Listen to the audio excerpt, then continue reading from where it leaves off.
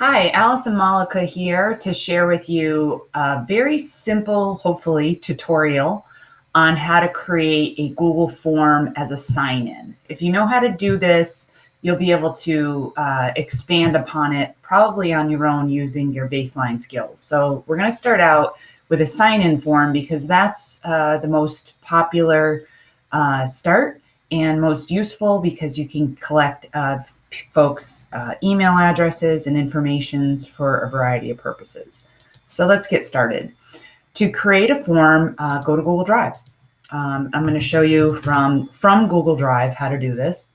We're going to make something that looks similar to this, a sign-in form that says sign in, and we'll ask for their first and last name, their email address, and I'll show you a couple other things. So making a simple form. Click on New, hover over More, select Forms. When you first create a form, first thing I do is go up to the Customize Theme, the palette here, and I either change the color or I click on Choose Image, and I don't spend a lot of time with this unless it's, vital that I do. I might be looking for the perfect thing, but I will quickly change it so it's not purple. And now I'm ready to ask my questions. So we need to title it. Now this is the file name in the top left-hand corner. That's what I'm going to see in Google Drive. This is the form name. So I'm going to call this Sign In and Sign In. For me, for this demo purpose, I'm going to call this Sign In Tutorial, but you can call it whatever you want. I'm going to call it Sign In. You can call it Sign In Practice so that you know when you look in your Google Drive that it's your Sign In practice, okay? So that's the title, and this, again, top left-hand corner is what you see in Drive is the file name for this form, and what I see here that's highlighted in blue is what the user will see when they take the form, the survey. So there's your title. Number two, you're ready to add questions. So we're going to click on Untitled Question. First name is what I ask first. Google uses artificial intelligence, and it guessed that we want a short answer question, so you can leave it like that. I can add another question here by clicking on the plus sign, or I can just duplicate it. In this case, I'm going to hit the duplicate right here. I'm going to click on duplicate and change first name to last name because it's the same question. I'm going to duplicate it one more time, so go ahead and do that. I always ask for email address. There is a way to automatically collect them, but I'm just going to leave it like this for now. For simplicity, ask the email. All right, so let's say we're doing a sign in for a workshop, and it's a PD day at your school, and you're offering, 5 different choices. So you're like, what workshop did they attend? I'm going to add a new question. And when I click on add question, I'm going to change it to I'll leave it as multiple choice. Multiple choice means they can pick only one thing. And you're like, okay, you're signing in. What workshop are you signing into? And let's say it's a day of Google learning. So it's Gmail, Sheets, Forms, Slides, or Docs. We'll keep it simple.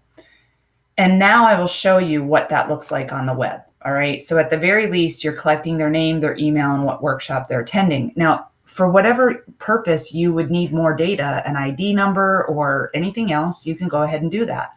But I'm going to click on the preview button up here, which is the eyeball, and it shows me what the form looks like when the user has the link to fill it out.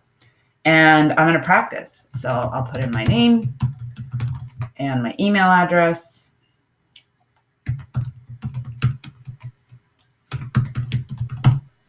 And the workshop I'm attending. Okay, so let's say it's Gmail. I hit submit. Now, there are ways that you can edit this. Your response has been recorded to say something else. And this is a basic tutorial, so it won't get into that. But if you wanted to know, it's in your settings. And you can also submit another response now, and you can turn this off. Those features can be modified up here in the gear for settings. I'm going to close out of the view, go back. You can see that when I clicked on preview, I was able to complete my form. It worked out pretty well. And now when I click on responses, I can see that response. So whether you have 1 or 50, you can scroll down, and any selected response question you ask, you will see the results here. So you can actually see a percentage of like who did what. You can also copy and paste this into a doc or an email if you needed to get this like this and say you wanted to share this graph with someone. There's a little copy button, so you can do that. However, what I want to show you is how to get to the spreadsheet, because you're probably interested in Autocrat to make certificates or maybe emailing your folks later. So if you click on the spreadsheet here, the spreadsheet button, you can create a new spreadsheet. And I usually keep it named exactly what the form is named. They will appear together in Google Drive as 2 different docs. And I'll show you that hopefully in a moment. And I click on create. Now that creates a spreadsheet, and I can see my participants here, okay? So up at the top, you can see I have a new tab called Sign In Tutorial. I have one called Sign In Tutorial. This is the form icon. That's the sheet icon. If I need to edit my form, that's where I add questions or modify it. And if I want to make use of anything in my sheet, that's where I do that as well.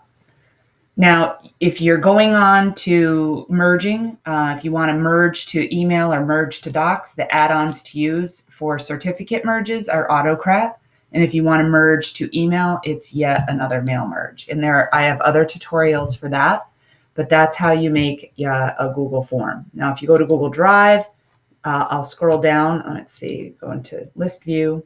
I should, in the S's, I haven't filed these anywhere, I don't believe. Actually, I'll look. If I click on folder, it's just in my drive. So if I scroll down to the S's, don't judge me by how disorganized my drive is.